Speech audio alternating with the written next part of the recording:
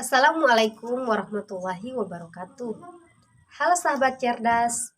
Pada kesempatan kali ini kita akan belajar pada materi kelas 5, tema 1, organ gerak hewan dan manusia. Subtema 1, organ gerak hewan, dan masih pada pembelajaran 1. Pada pembelajaran kali ini, kamu akan dapat mengetahui alat gerak hewan dan manusia serta dapat menentukan ide pokok dari sebuah teks bacaan. Tahukah sahabat cerdas bahwa bergerak merupakan salah satu ciri dari makhluk hidup? Secara umum, gerak dapat diartikan berpindah tempat atau perubahan posisi sebagian atau seluruh tubuh. Gerak pada manusia dan hewan menggunakan organ gerak yang tersusun dalam sistem gerak. Organ gerak berguna untuk berjalan, melompat, berlari, berenang, dan lain sebagainya. Organ gerak pada kelinci yaitu kaki. Fungsi utama kaki pada kelinci adalah untuk bergerak. Kelinci meloncat dan bergerak menggunakan kaki. Kaki belakang kelinci lebih kuat dan panjang dibandingkan dengan kaki depannya. Organ gerak pada ikan yaitu sirip dan ekor. Fungsi utama sirip dan ekor umumnya adalah untuk membantu ikan berenang. Sirip pada ikan terletak pada berbagai tempat untuk berbagai fungsi, seperti gerak maju, berputar, dan mempertahankan posisi tegaknya. Organ gerak burung yaitu sayap dan kaki. Burung memiliki struktur tubuh seperti hewan bertulang belakang. Alat gerak burung adalah sayap untuk terbang dan kaki untuk berjalan. Tahukah sahabat cerdas, organ gerak hewan dan manusia memiliki kesamaan. Alat-alat gerak yang digunakan pada manusia dan hewan ada dua macam.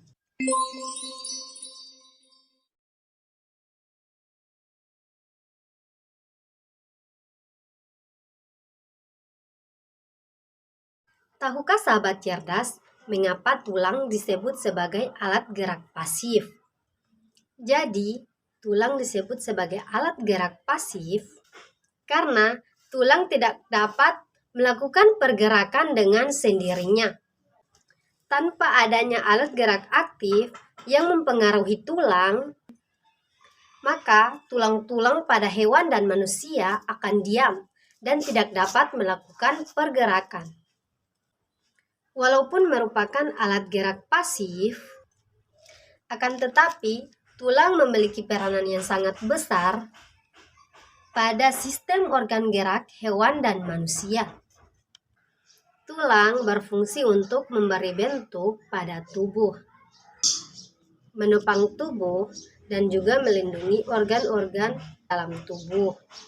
Sedangkan otot disebut alat gerak aktif karena otot dapat bergerak dengan sendirinya. Ketika otot melekat pada tulang bergerak, maka otot akan membuat tulang bergerak. Demikian tadi materi tentang organ gerak hewan dan manusia. Selanjutnya kita akan belajar tentang gagasan pokok. Dalam sebuah paragraf tersusun atas ide pokok, gagasan pokok, dan kalimat-kalimat pengembang. Untuk lebih jelasnya lagi, sebaiknya sahabat cerdas menyaksikan video berikut ini. Menentukan ide pokok sebuah paragraf. Ide pokok adalah ide atau gagasan yang menjadi dasar sebuah paragraf. Ide pokok disajikan ke dalam bentuk kalimat utama. Jadi, untuk dapat menentukan ide pokok sebuah paragraf, kamu dapat menemukan terlebih dulu kalimat utama pada setiap paragraf.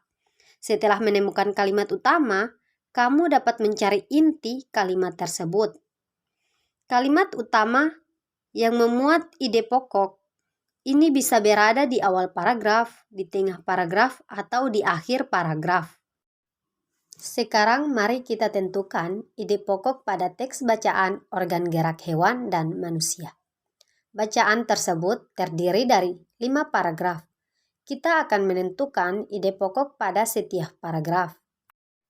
Paragraf pertama, salah satu ciri dari makhluk hidup adalah bergerak. Secara umum, bergerak dapat diartikan berpindah tempat atau perubahan posisi sebagian atau seluruh bagian tubuh. Makhluk hidup akan bergerak apabila ada rangsangan yang mengenai sebagian atau seluruh bagian tubuhnya. Kalimat utama pada paragraf tersebut adalah kalimat pertama. Jadi, ide pokok pada paragraf tersebut adalah salah satu ciri dari makhluk hidup adalah bergerak.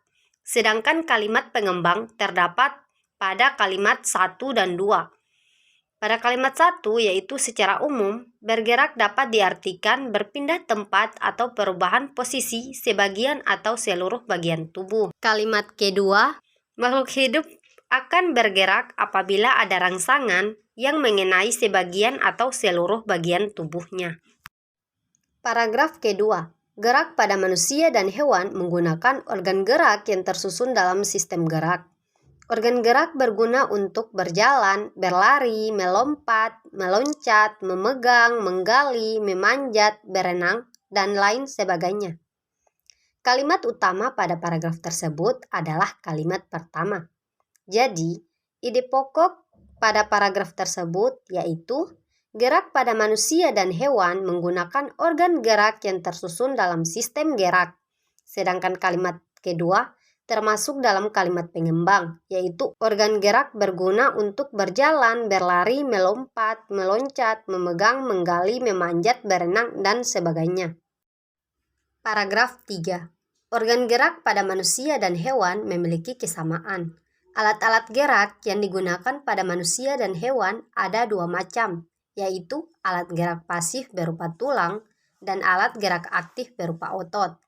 Kedua alat gerak ini akan bekerja sama dalam melakukan pergerakan. Kerjasama antara kedua alat gerak tersebut membentuk suatu sistem yang disebut sistem gerak. Kalimat utama pada paragraf tersebut adalah kalimat pertama. Jadi, ide pokok pada paragraf tersebut yaitu organ gerak pada manusia dan hewan memiliki kesamaan, yaitu tulang dan otot. Sedangkan kalimat pengembangnya yaitu alat-alat gerak yang digunakan pada manusia dan hewan ada dua macam, yaitu alat gerak pasif berupa tulang dan alat gerak aktif berupa otot. Kedua alat gerak ini akan bekerja sama dalam melakukan pergerakan. Kerjasama antara kedua alat gerak tersebut membentuk suatu sistem yang disebut sistem gerak. Paragraf 4. Tulang disebut alat gerak pasif karena tulang tidak dapat bergerak dengan sendirinya. Tanpa adanya alat gerak aktif yang memengaruhi tulang, maka tulang-tulang pada manusia dan hewan akan diam dan tidak dapat membentuk alat pergerakan yang sesungguhnya.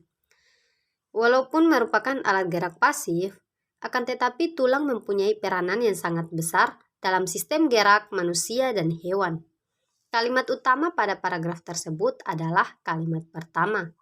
Jadi, ide pokok pada paragraf tersebut yaitu tulang merupakan alat gerak pasif, sedangkan kalimat kedua dan ketiga merupakan kalimat pengembang. Kalimat pengembang yang pertama, tanpa adanya alat gerak aktif yang memengaruhi tulang, maka tulang-tulang pada manusia dan hewan akan diam dan tidak dapat membentuk alat pergerakan yang sesungguhnya. Yang kedua, walaupun merupakan alat gerak pasif, akan tetapi tulang mempunyai peranan yang sangat besar dalam sistem gerak manusia dan hewan. Paragraf 5. Otot disebut alat gerak aktif karena otot memiliki senyawa kimia yang membuatnya dapat bergerak. Pada saat otot yang menempel pada tulang bergerak, otot tersebut akan membuat tulang bergerak. Kalimat utama pada paragraf tersebut adalah kalimat pertama. Jadi, ide pokok pada paragraf tersebut adalah otot merupakan alat gerak aktif, sedangkan kalimat kedua yaitu kalimat pengembang yang merupakan pada saat otot yang menempel pada tulang bergerak, otot tersebut akan membuat tulang bergerak. Nah, demikian tadi materi pada kelas 5, tema 1, subtema 1 pada pembelajaran 1. Sekarang kalian tentu telah mengetahui alat gerak pada hewan dan manusia, yaitu tulang dan otot. Serta kalian sudah bisa menentukan ide pokok pada sebuah paragraf.